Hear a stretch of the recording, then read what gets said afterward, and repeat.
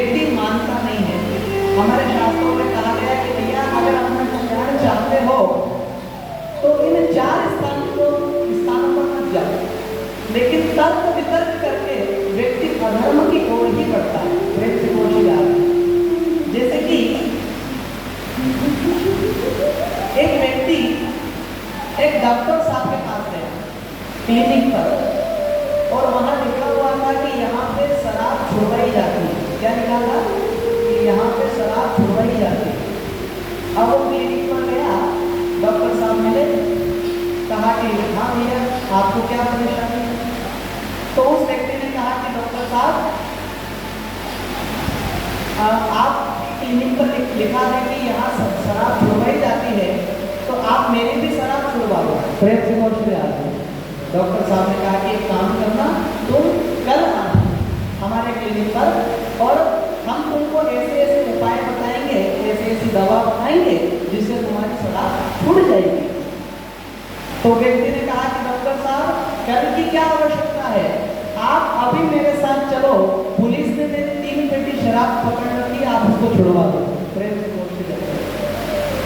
यानी तर्क वितर्क करके व्यक्ति अधर्म की ओर ही बढ़ता है। आगे फिर परीक्षित जी महाराज वहां से पधारे हैं, अपने मेहनत की ओर बढ़े हैं और विचार करते हैं कि मेरे से कोई पाप तो नहीं हो गया। चिंतन करते हैं, क्योंकि जब प्रातः काल उठें तो हमको केवल एक काम करना चाहिए। क्या कहते हैं, जब भी हम अपने आसन से उठें तो माँ धरती को प्रणाम करना चाहिए। समुद्रवसने देवी पर्वतस्तन मंडिते विष्णुपत्नी नमस्तुभ्यं पादस्पर्शं क्षमास्व। धरती को प्रणाम करें। इसके बाद कहते हैं हाथों का दर्शन करें। इस हाथ में कहते हैं सभी देवी देवता विराजमान हैं, क्योंकि हाथों में तीर्थ होते हैं। कराग्रे वसते लक्ष्मी करमध्ये सरस्वती करमूले स्थितो ब्रह्मा प्रभाते करदर्शन। यानी अपने हाथ में भगवान का दर्शन करें। प्रभाते करदर्शन। परीक्षित जी जब विश्राम करने के लिए गए तो विचार करते हैं कि मेरे से कौन सा ऐसा पाप हो गया है, क्योंकि उनको बड़ा मन में पछतावा हो रहा है। जैसे ही उन्होंने उनका जो मुकुट का स्वर्ण का, क्योंकि पहले उनको स्वर्ण में भी स्थान दिया था, तो परीक्षित जी ने जैसे अपना मुकुट निकाला, अब वो जो मुकुट था वो अधर्मी राजा जरासंध का मुकुट था, जो परीक्षित जी पहनने चले गए। क्योंकि ऐसे स्थान पर अगर धन आता है तो उसमें त्रिलोक का निवास होता है। तो जैसे ही वो मुकुट निकाल करके रखा तो तुरंत उनकी बुद्धि भी ठिकाने आ गई। याद आई कि मैंने तो एक ऋषि का अपमान कर दिया। जब प्रातःकाल दरबार लगी, श्रृंगी ऋषि समीर ऋषि के पास पहुंचे और कहा कि पिताजी आपके गले में इस राजा ने मरा हुआ सर्प डाल दिया था, आप चिंता न करो, मैंने उस राजा को श्राप दे दिया है, आज से 7वें दिन उसकी मृत्यु हो जाएगी। जैसे सुना समीर ऋषि ने कहा बेटा तूने इतना बड़ा पाप कर दिया। अरे कोई बात नहीं, उन्होंने अपना गले में मरा हुआ सर्प डाल दिया तो, क्योंकि वो तो हमारे राजा हैं। क्योंकि परीक्षित आए थे, जहाँ तक सूर्य और चंद्रमा का प्रकाश है बोले वहां तक उनका राज्य है, तो उनको श्राप नहीं देना। चलो अब तुमने श्राप दे दिया है तो तुम उनको जाकर के बता दो कि आज से 7 दिन तक आपके 7 दिन ही आपके बचे हुए, इतना बता दो उनको मालूम तो चल जाए। तो गौरव नाम के शिष्य को बुलाया और वो गया परीक्षित जी के राज दरबार में। सैनिकों ने आज्ञा लेकर के अंदर प्रवेश किया, परीक्षित जी को प्रणाम किया और कहा कि महाराज आपने जंगल में एक ऋषि का अपमान कर दिया था, उस ऋषि के बालक ने आपको श्राप दे दिया है कि आज से 7वें दिन आपको दक्षिण नाम का सर्प काटेगा और आज से 7 दिन आपके प्रारंभ होंगे। प्रेम से बोलते जाते कितना कहकर के वो चलो चल दिया। जो सुना परीक्षित जी ने तो बिल्कुल भी घबराए नहीं, विचार करते हैं कि मुझे दंड मिलना चाहिए। और परीक्षित जी ने यहाँ पे अपने पुत्र आदि को राज्यगद्दी प्रदान की है। जन्मेजय आदि इनके जो पुत्र हैं उनको राज्यगद्दी प्रदान कर दी और वापस गंगा के तट पर पहुंच गए। सोचा कि अब अंतिम समय है तो कहाँ जाऊँ, गंगा के तट पर चलता हूँ।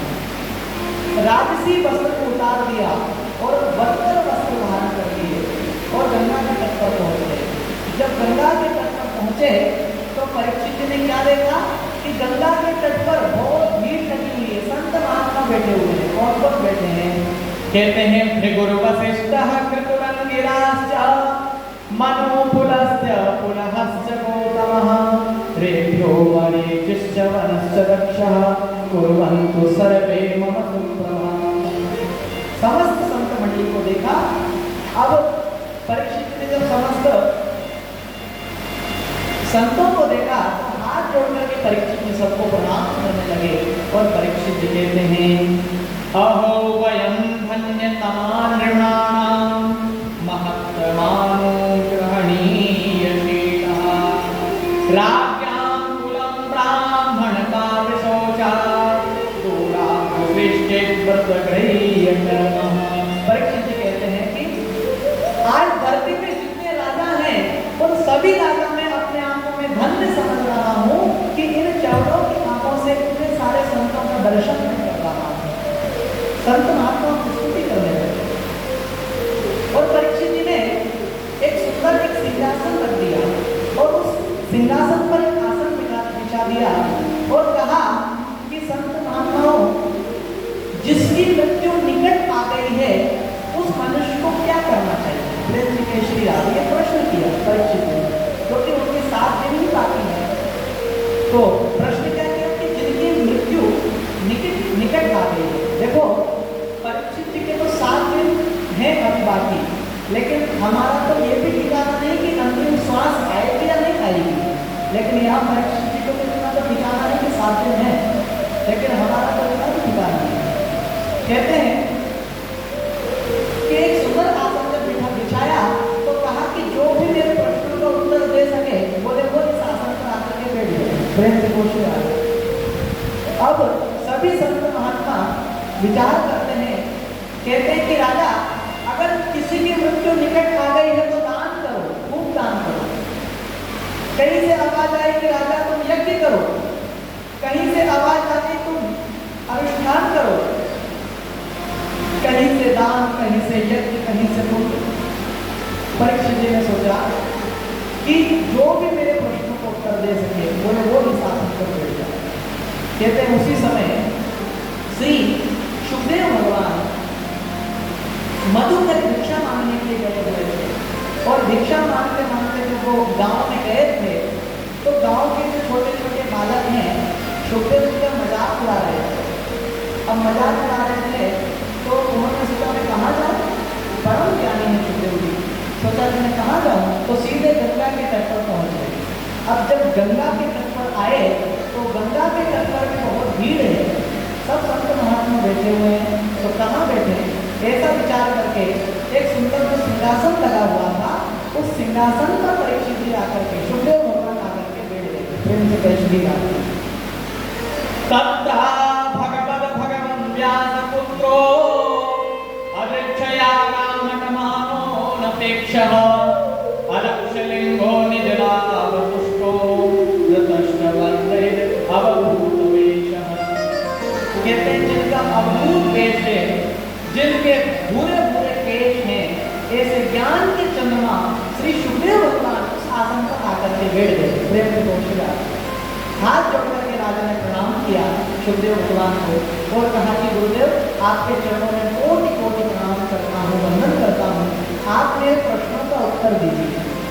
परीक्षित जी ने जब प्रश्न किया तो सुखदेव भगवान बोले भैया आप कौन हो और हम आपके प्रश्नों का उत्तर देने यहाँ नहीं आए हैं। बोले हम तो गाँव में भिक्षा मांगने के लिए गए थे और भिक्षा मांगने के लिए जब गए तो हमने सोचा कि चलो गंगा जी का दर्शन कर लें। तो गंगा जी के तट पर आए तो यहाँ भी इतने सारे संत महात्मा बैठे हैं, कई स्थान मुझे दिखलाई नहीं पड़ा, तो मैं ये सिंहासन खाली था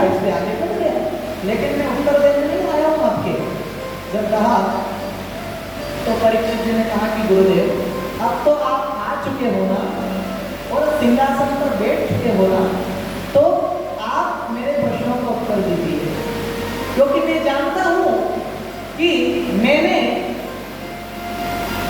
समीप ऋषि का अपमान करने में कोई कसर नहीं छोड़ी। यानी समीप ऋषि के गले में मरा हुआ सर्प ना हो, और उनके पुत्र ने मुझे श्राप देने में भी कोई कसर नहीं छोड़ी। और मैं जानता हूं कि वो तक्षक नाम का सर्प आएगा 7वें दिन, और वो मुझे काटने में कोई कसर नहीं छोड़ेगा। तो आप मुझे कथा सुनाने में क्यों कसर छोड़ते हो? प्रेम से पूछिए, आप भी भगवान की पवित्र कथा श्रवण कराए।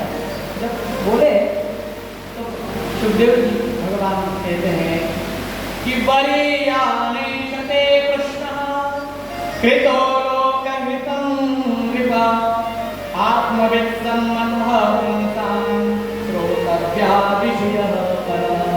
कहते हैं कि हे परीक्षित जी, आपने प्रश्न किया कि म्रियमाण पुरुष को क्या करना चाहिए जिसकी मृत्यु निकट आ गई है। आपका जो प्रश्न है बोले सबसे अच्छा प्रश्न है, क्योंकि वो अत्युत्तम प्रश्न है। कृतो लोकहितं नृपा, यानी संसार के हित के लिए आपने प्रश्न पूछा है।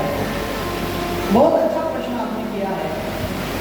जब हमारी मृत्यु निकट आए तो कहते हैं भगवान के नाम रूपी शस्त्र से, भगवान का नाम रूपी शस्त्र हमारी जीवन पर होना चाहिए और उस व्यक्ति को काट देना चाहिए। प्रेम से कैसे आए भगवान का जब नाम उच्चारण करते हैं तो भैया जहां भी भगवान का नाम उच्चारण होता है वहां यमदूत नहीं भटकते हैं, यमदूत का प्रवेश वहां नहीं होता, क्योंकि जहां भगवान का नाम उच्चारण होता है। जब हम जीवन में रहते हैं तो कैसे जिए? कहते हैं जीवन में हर पल जियो अंतिम पल ही मान, क्योंकि अंतिम पल है कौन सा, ये कौन सा है जान। यानी अंतिम पल कौन सा है ये कौन जानता है। जब भी हम जिए तो यही सोचें कि हमारा अंतिम समय ही चल रहा है, तब भगवान का हम भजन करेंगे। तो सुखदेव जी कहते कि राजन, आपने बड़ा सुंदर प्रश्न किया है और आपने राजा भगवान का भी यहाँ पे वर्णन किया है। और सुखदेव जी कहते हैं कि देखो राजा परीक्षित जी, हम आपको भागवत की कथा तो सुनाएंगे, लेकिन भागवत की कथा सुनाने से पूर्व हम हमारे गुरु के चरणों में प्रणाम कर रहे हैं, क्योंकि सुखदेव जी के गुरु कौन है? कहते हैं राधा रानी जो है सुखदेव जी के गुरु हैं, क्योंकि राधा रानी सुखदेव जी को कहा करती थी अरे कृष्ण का कृष्ण का। तो सुखदेव जी अपने गुरु राधा रानी के चरणों में प्रणाम करते हैं और कितना सुंदर भाव से कहते हैं, बोले भक्त भगवान की जय।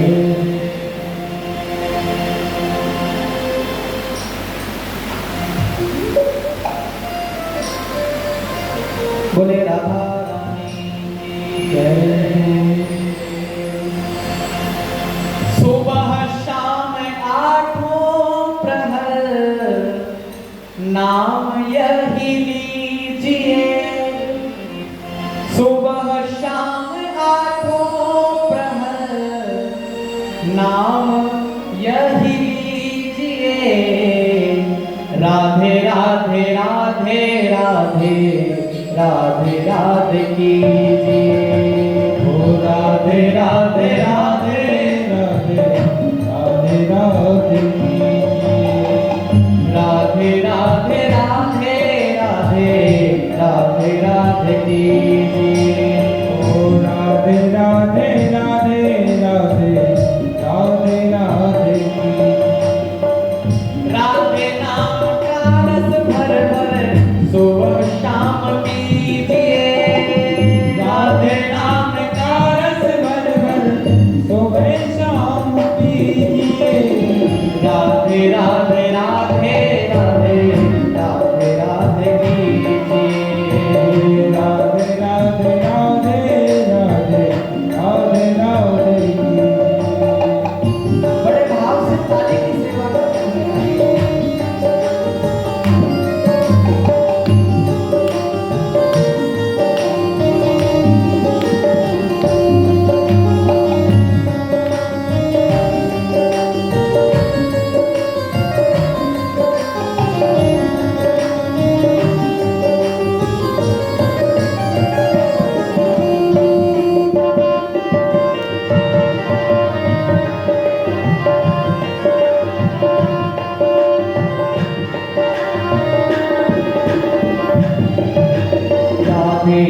जिसको चाहे उसको पार लगा देगी। राधे जिसको चाहे उसको पार लगा देगी। राधे जिसको चाहे उसको पार लगा देगी। राधे जिसको चाहे उसको पार लगा देगी। राधे जिसको चाहे उसको ऐसे मिला देगी। राधे जिसको चाहे उसको पार लगा देगी। किशोरी को अपनी पतवार सौंप दीजिए। किशोरी को अपनी पतवार सौंप दीजिए। राधे राधे राधे राधे राधे राधे कीजिए। ओ राधे राधे राधे राधे राधे राधे कीजिए।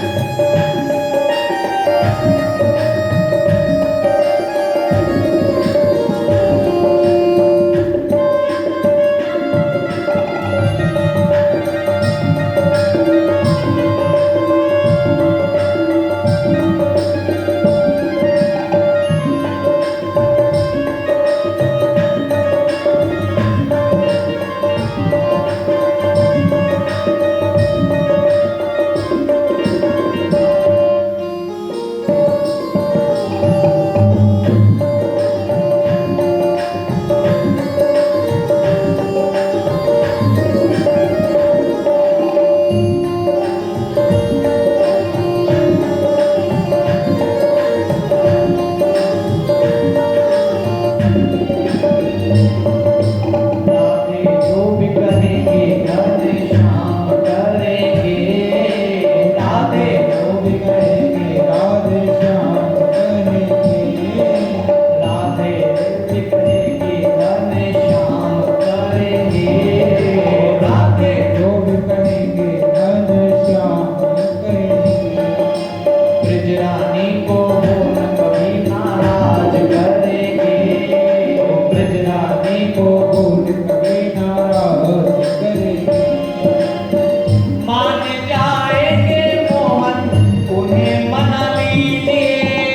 मान जाएंगे मोहन उन्हें मना दीजिए।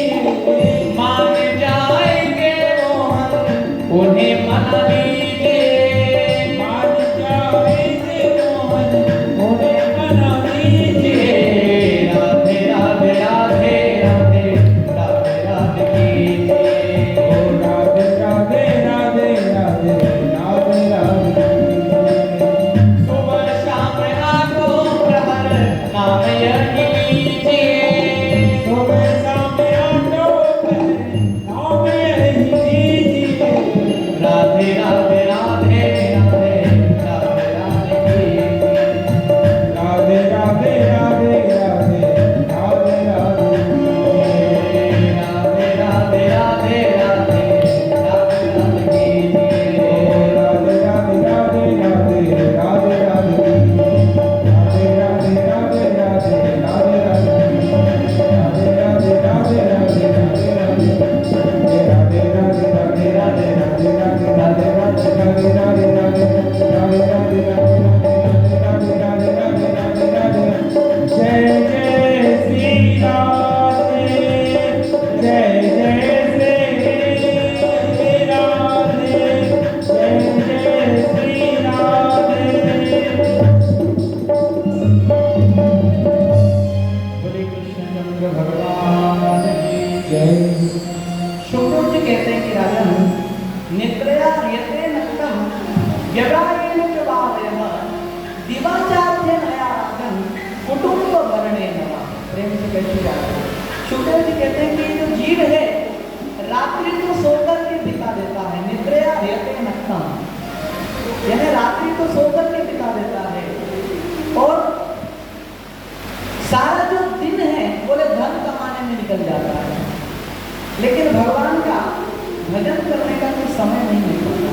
प्रेम से मैं श्री राधे कुटुंब भरने नवा यदि अपने कुटुंब का परिवार का पालन पोषण करने में समय व्यतीत हो जाता है। क्योंकि रात गवाए सोए के दिवस गवायो भाई, हीरा जाया जन्म ये को बदलेगा। यानी हीरा जाया जन्म ये, कबीरदास जी कहते हैं कि भगवान ने हमको ये हीरे का शरीर दिया, जन्म ये कोड़ी बदले जाए, कोड़ियों की तरह ये शरीर हमारा है। क्योंकि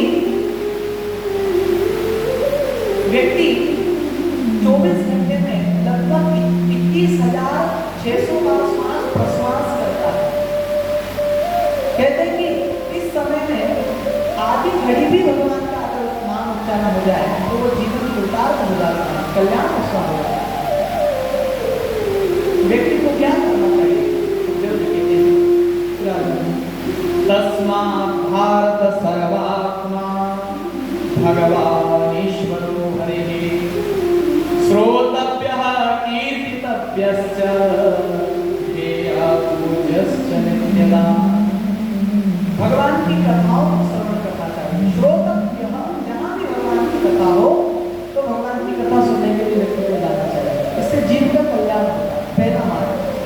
दूसरा मार्ग बताया कि कीर्तितव्यश्च, कीर्ति का अर्थ होता है कीर्तन, भगवान का कीर्तन करना चाहिए। जहाँ भी भगवान का हम भोजन आदि करें, प्रातः काल सायंकाल जैसा जगह समय हमको जैसा समय मिले उस समय में भगवान का कीर्तन करना चाहिए, स्मरण भगवान का करना चाहिए। कीर्तितव्यश्च पूज्यश्च, भगवान की नित्य पूजन करना चाहिए। इससे जीव मात्र का कल्याण होता है।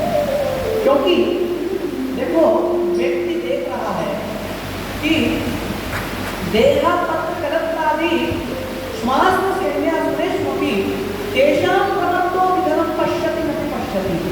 सुखदेव जी कहते हैं कि राजन, हर मनुष्य देख रहा है कि हमारे सामने सब लोग जा रहे हैं, सबकी सवारी निकलती चली जा रही है।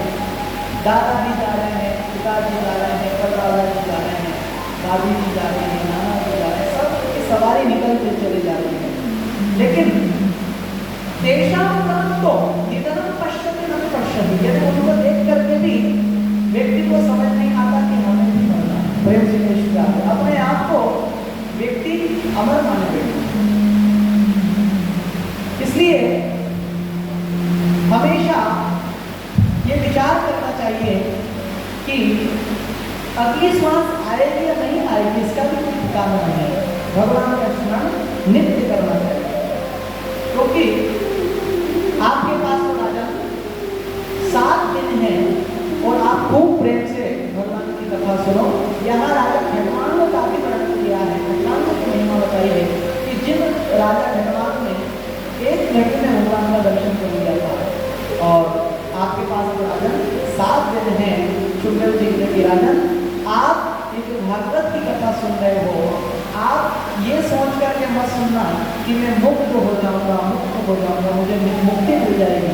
अरे मुक्ति तो आपको तब ही मिल गई जब आप कथा में आ गए। प्रेम से बोलते जाते हैं। अब आप जो कथा सुन रहे हो वो तो भगवान की भक्ति के लिए कथा सुनना। खूब भगवान के चरित्रों का वर्णन श्री सुखदेव भगवान ने किया है। आगे फिर कहा गया कि जब व्यक्ति की मृत्यु निकट आए तो अंतकाले विभूषण आगते तत् साधुकः चिन्ता संशास्त्रेण स्पृशां देहन ये चितम, यानी नाम रूपी शस्त्र के द्वारा उस मृत्यु को काट देना चाहिए। अंतकाले विभूषण। फिर परीक्षित जी ने आगे भगवान के स्वरूप के बारे में बताया है कि भगवान के एक तो छोटे भगवान बालकृष्ण का स्वरूप बताया है, एक भगवान के विराट स्वरूप का भी वर्णन किया है। ऊपर के लोगों का वर्णन किया है, भूत लोक, भुवन लोक, स्वर्ग लोक, महल लोक, तमोलोक, तपोलोक, सत्य लोक आदि ऊपर के लोगों का वर्णन किया है। नीचे के लोगों का वर्णन किया है, अतल, वितल, सुतल, तलातल, रसातल, पाताल आदि नीचे के लोगों का वर्णन किया है। और ये जो संसार है, कहते जितने धरती के वृक्ष हैं, बोले ये क्या है? ये भगवान के रोम हैं। जितनी नदियां हैं, कहते हैं भगवान की नाड़ियां हैं।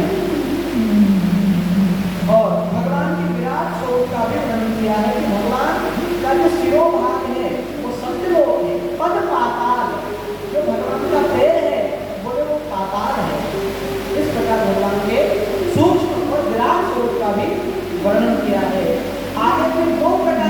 मुक्ति के बारे में भी बताया है। क्रम मुक्ति और सत्य मुक्ति, ये मुक्ति के बारे में भी बताया है। और फिर विभिन्न देवी देवताओं की पूजा के बारे में भी भागवत में वर्णन किया है कि कौन से देवी देवताओं की पूजन करने से कौन कौन से पद की प्राप्ति होती है। देखो, जो मनुष्य ब्रह्म तेज को प्राप्त करना चाहता है कि हमें ब्रह्म तेज मिल जाए, उसे बृहस्पति जी की उपासना करना चाहिए। जो व्यक्ति चाहता है कि हमें इंद्रियों की विशेष शक्ति प्राप्त हो जाए, उसे इंद्र की उपासना करना चाहिए। जो व्यक्ति चाहता है कि हमें संतान हो जाए, तो संतान की कामना से प्रजापतियों की पूजन भागवत में बताई है।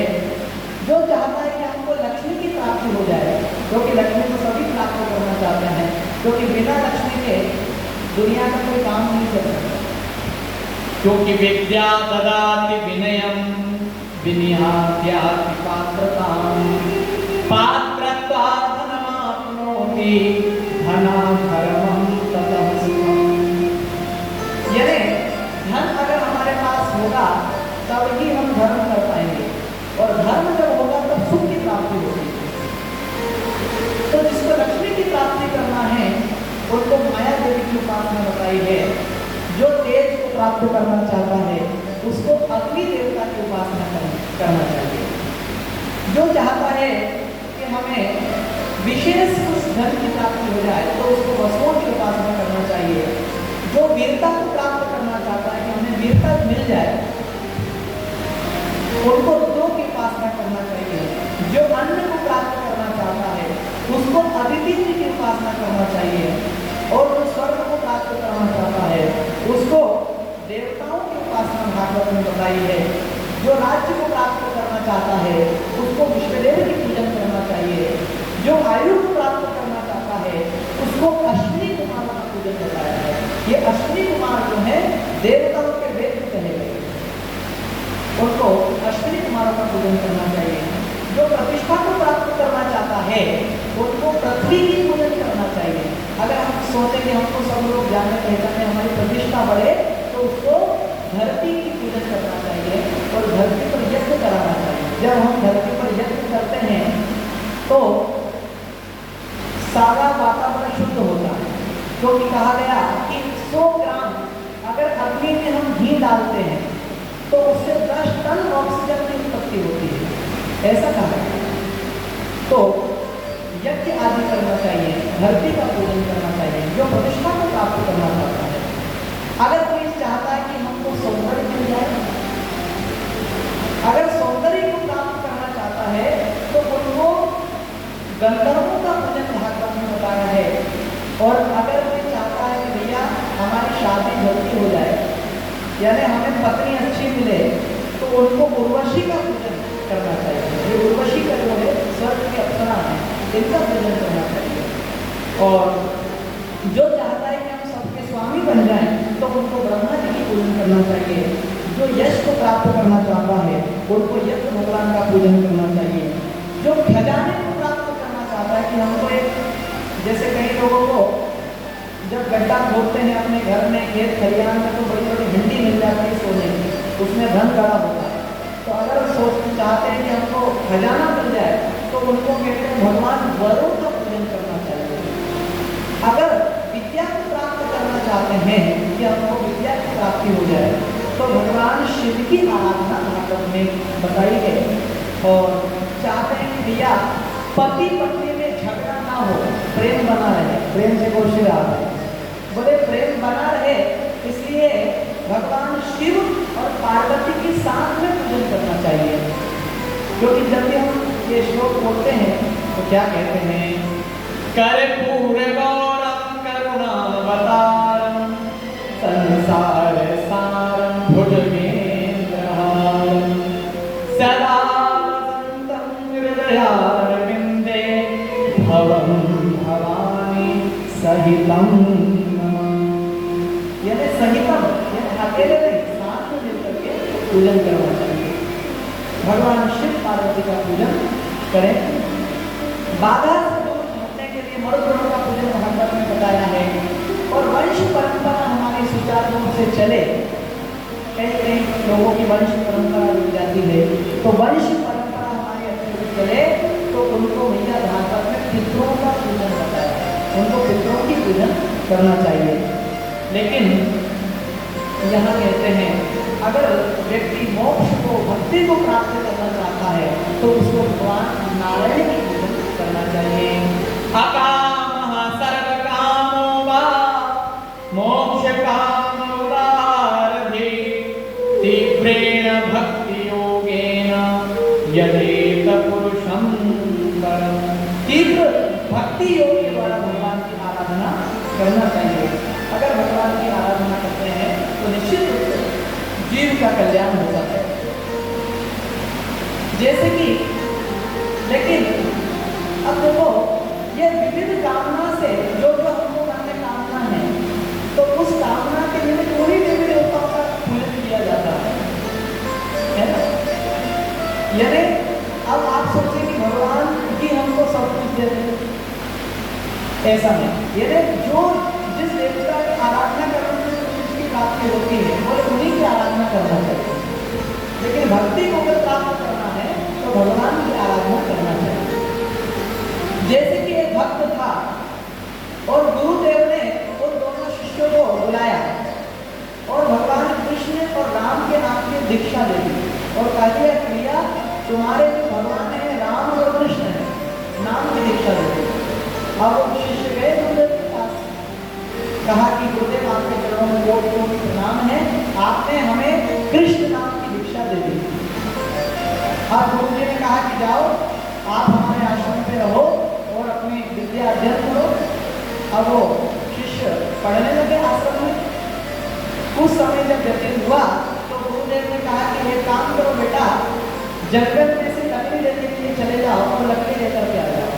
तो अब ये दोनों शिष्य गए जंगल में बैलगाड़ी लेकर के और निकल गए कि चलो हम लकड़ी लेकर के आते हैं। सारा दिन लकड़ी तोड़ी और अपनी बैलगाड़ी में रखी और निकल गए। अब जैसे ही आगे बढ़ते हैं तो एक जगह उनकी बैलगाड़ी अटक गई, जैसे फंस गई बैलगाड़ी।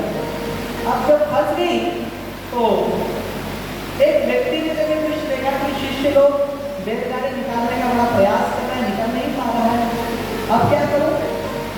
तो वो व्यक्ति उन शिष्यों के पास गया और कहा कि देखो भैया एक काम करो, सामने वो भैरव बाबा का मंदिर है, वहाँ जाओ और वहाँ जाकर के ये जो भैरव बाबा का मंदिर है यहाँ कुछ प्रसाद चढ़ाओ और प्रसाद चढ़ाओगे तो निश्चित रूप से बैलगाड़ी निकल जाएगी। प्रेम से घोषणा जैसे भक्त जन जाते हैं ओंकारेश्वर दर्शन करने के लिए तो बीच में भैरव घाट पड़ता है ना। उस भैरव घाट में भगवान भैरव बाबा का पूजन भक्तजन करते हैं। लोग बस वाले वहाँ से गुजरते हैं तो कोई अगरबत्ती लगा देता है, कोई दीपक लगा देता है। तो उस व्यक्ति ने कहा कि काम करो, तो भैरव बाबा का मंदिर है वहाँ जाओ और वहाँ जाकर के जो भी प्रसाद चढ़ाओ 1.25 रुपया चढ़ाओ और देखना आपकी गाड़ी निकल जाएगी। अब वो शिष्य ने देर नहीं कि तुरंत गया, भागा 1.25 रुपये चढ़ाए और जैसे ही वापस आया तो कहते हैं झट से एक झटका लगाया कि बैलगाड़ी झट से निकल गई। प्रेम से कई श्री राम। जैसे ही बैलगाड़ी निकली तो धीरे धीरे पहुंच गए अपने आश्रम। गुरुदेव को प्रणाम किया। गुरुदेव ने कहा कि बेटे इतने समय व्यतीत हो गया, कहाँ रुके थे? तो उन शिष्यों ने कहा कि गुरुदेव हम जब लकड़ी लेने के लिए गए तो रास्ते में गड्ढे में हमारी बैलगाड़ी फंस गई। अब जब बैलगाड़ी फंस गई थी तो वो निकाल रहे थे, निकल रहे थे, इसलिए लेट हो गए। तो वो एक उसके जो साथ में शिष्य गया था उसने कहा कि गुरुदेव इसने आपको एक बात तो बताई कि बैलगाड़ी फंस गई थी, लेकिन दूसरी बात मैं आपको बताता हूँ। बोले क्या?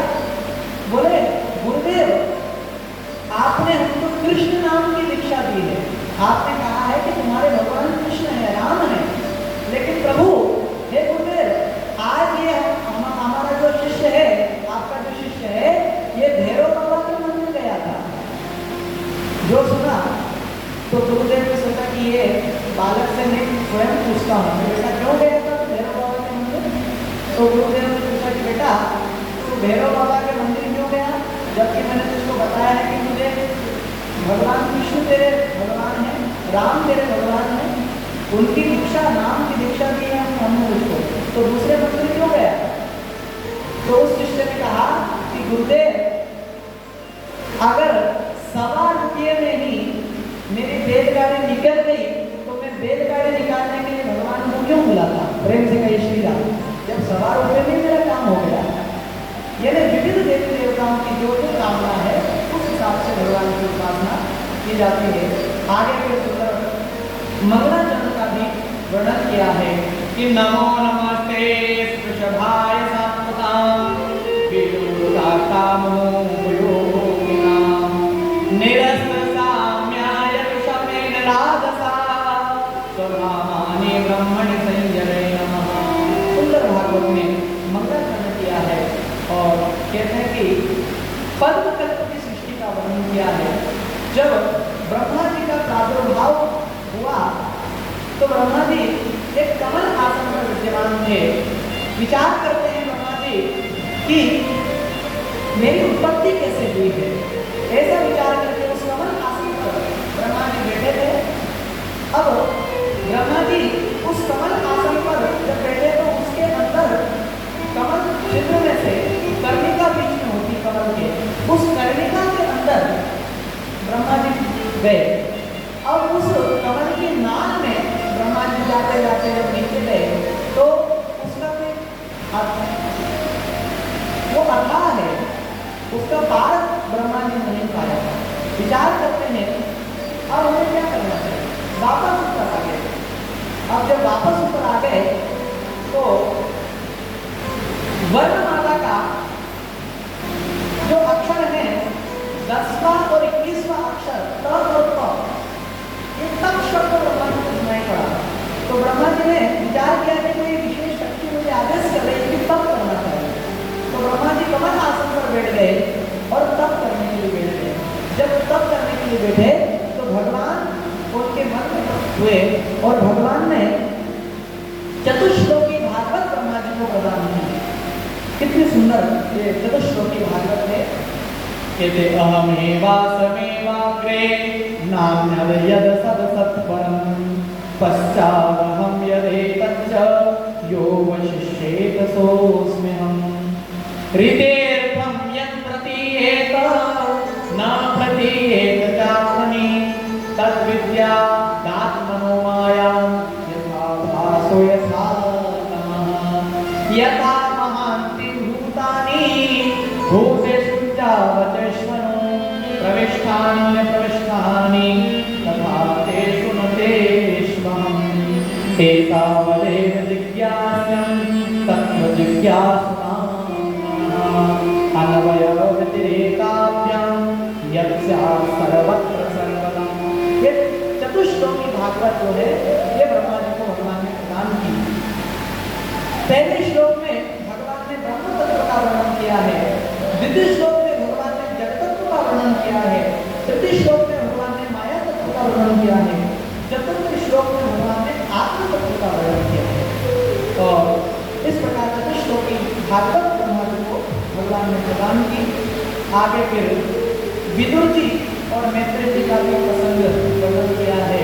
जब भगवान अपने द्वारिका पधार गए थे तो विदुर जी तीर्थ यात्रा करके जब वृंदावन गए तो उद्धव जी से विदुर जी की भेंट हुई। उद्धव जी ने कहा कि गुरु जी आपको कुछ ज्ञान उपदेश भगवान करना चाहते थे जाते जाते। विदुर जी ने कहा कि कौन सा ज्ञान? तो उद्धव जी ने कहा कि वो जो ज्ञान है आपको यहाँ नहीं मिलेगा, क्योंकि जो वृंदावन जो भूमि है भैया ये ज्ञान की भूमि नहीं है, ये तो भक्ति की भूमि है। इसलिए आपको वो ज्ञान अगर प्राप्त करना है तो आपको सीधे हरिद्वार जाना पड़ेगा, वही ज्ञान मिलेगा। विदुर जी सीधे हरिद्वार गए और हरिद्वार जाकर के मैत्रेय जी से विदुर जी की भेंट की है और दिव्य प्रश्न किया है विदुर जी ने मैत्रेय जी के चरणों में। कहते हैं सुखाय कर्माणि करोति लोको न तहे सुखं बान्यबुधाः विन्देत भूयास्तदेव दुःखं यदत्तं भगवान् वदन्। इस संसार में कोई भी मनुष्य कोई भी कर्म करता है तो क्यों करता है? बोले सुखाय कर्माणि करोति लोके, इसलिए कर्म करता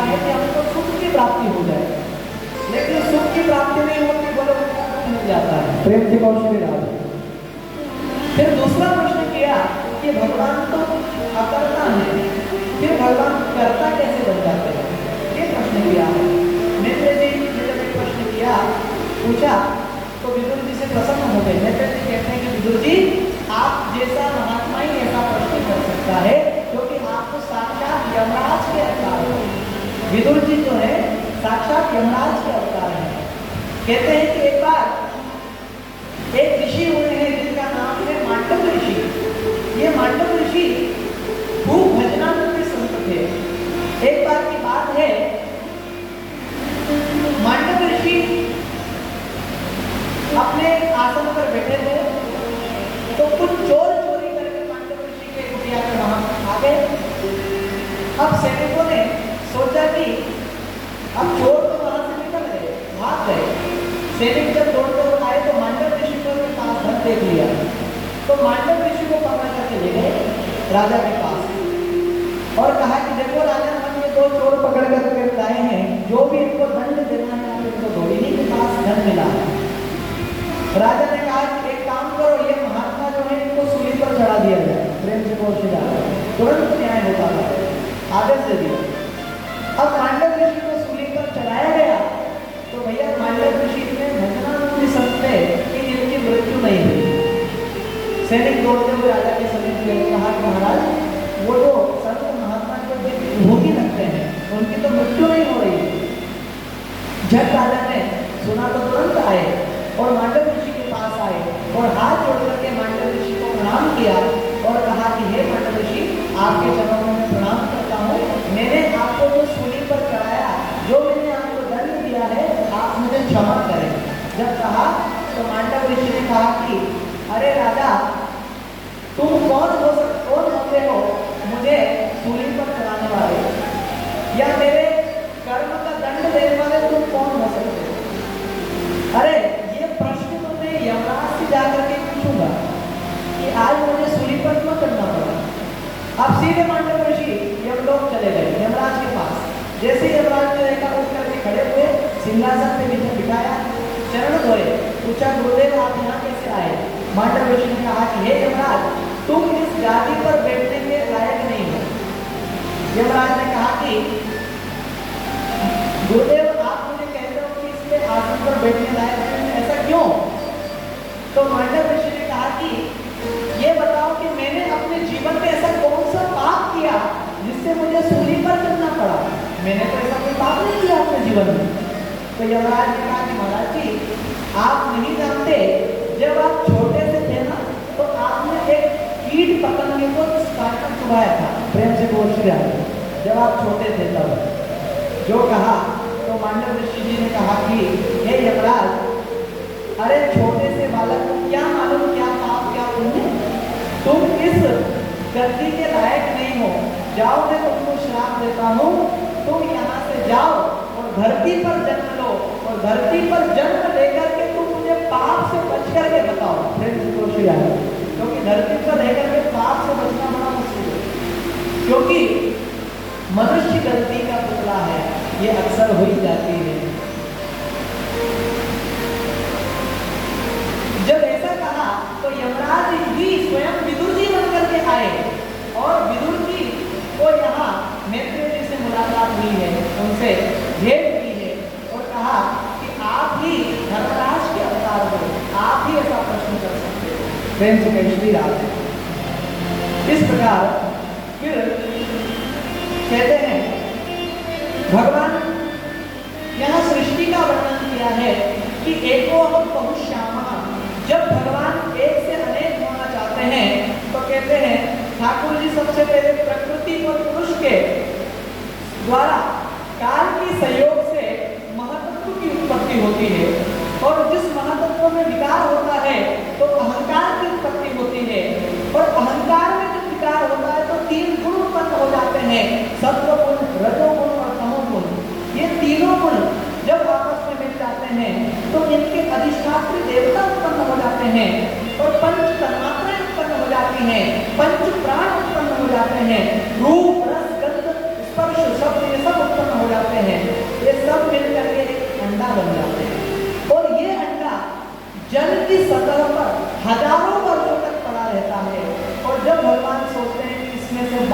शिशु सृष्टि का जब विस्तार करना चाहते हैं तो उस अंडे को फोड़ करके भगवान का जन्म होता है। बोले भक्त वत्सल भगवान की जय।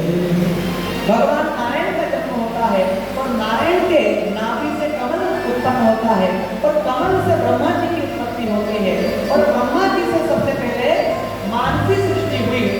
ब्रह्मा जी ने सबसे पहले ब्रह्मा जी को कहा कि आप सृष्टि का विस्तार करो, तो ब्रह्मा जी ने 4 पुत्र उत्पन्न किए, सनक, सनंदन, सनातन और सनत कुमार, ये 4 पुत्रों को जन्म दिया। ब्रह्मा जी ने कहा कि एक काम करो, तुम सृष्टि का विस्तार करो। इन्होंने मना कर दिया कि हम सृष्टि का विस्तार नहीं करेंगे, हम तो भगवान के भजन करने के लिए आए हैं। मना कर दिया। जब मना कर दिया तो ब्रह्मा जी की भृगुटी से भी एक बालक का जन्म हुआ था। अब जब इस बालक का जन्म हुआ तो जन्म से ही रोना प्रारंभ कर देता है, इसलिए इसका नाम रुद्र पड़ता है, रोने से। बोलिए रुद्र भगवान की जय। फिर आगे 10 तेजस्वी पुत्र उत्पन्न होते हैं, भृगु, वशिष्ठ, च्यवन, अंगिरा आदि, ये सब ऋषि महात्माओं का सृष्टि होती है। और एक बार की बात है, ब्रह्मा जी प्रसन्न चित्त से बैठे हुए थे, तो ब्रह्मा जी ने सोचा कि अब मैं सृष्टि का विस्तार कैसे करूं। तो ब्रह्मा जी के एक ओर से प्रजापति मनु जी का जन्म होता है और एक ओर से शत्रुपा जी का जन्म होता है। अब इन्हीं से कहते हैं ब्रह्मा जी की तुम ही सृष्टि का विस्तार करो, और मनु की संतान होने के कारण हम सब मनुष्य कहलाए। तो मनु और शत्रुपा का जन्म होता है, ये सृष्टि का विस्तार यहाँ पे हो रहा है कि सृष्टि कैसे बने।